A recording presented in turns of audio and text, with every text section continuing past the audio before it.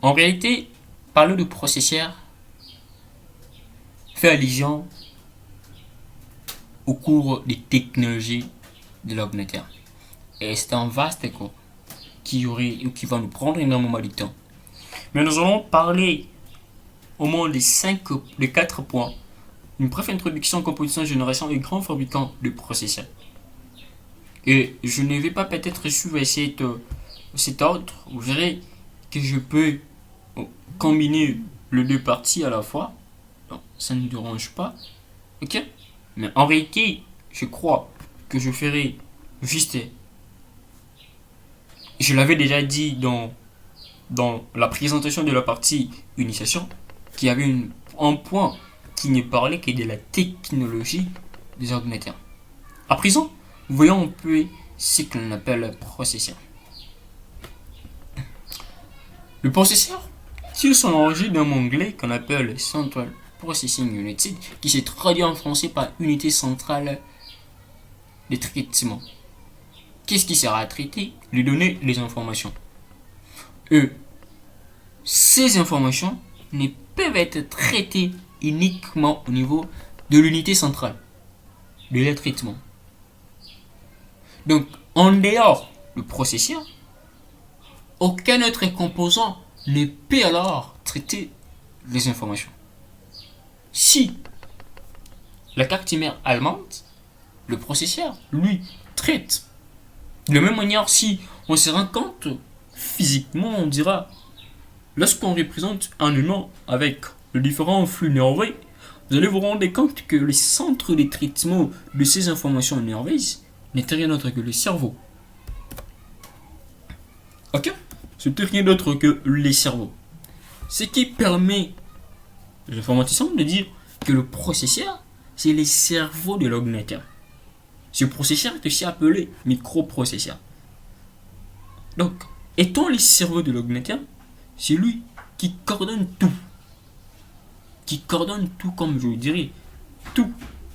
Puisque lancer une exécution te suit une information qui est au récit.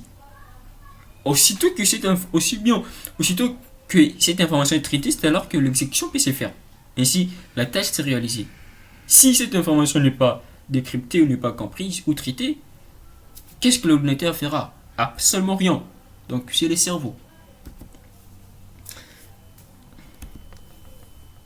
Alors, qu'est-ce fait exactement un processeur dans un ordinateur? Il y a des mots ou des verbes qui nous permettent de montrer ou encore de spécifier l'importance indispensable de cette pièce appelée le processeur au niveau d'un ordinateur. Pourquoi? Le processeur, c'est le processeur qui interprète et exécute le programme informatique.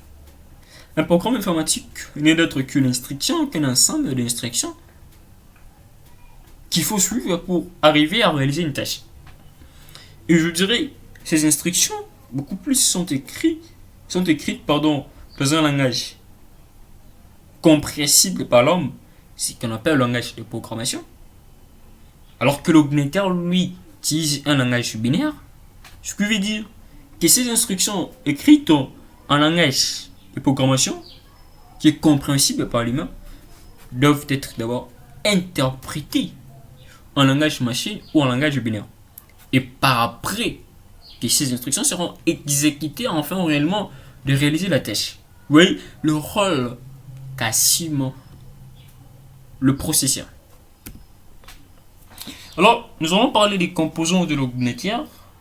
Vous allez vous rendre compte que l'ordinateur constitué de différents éléments.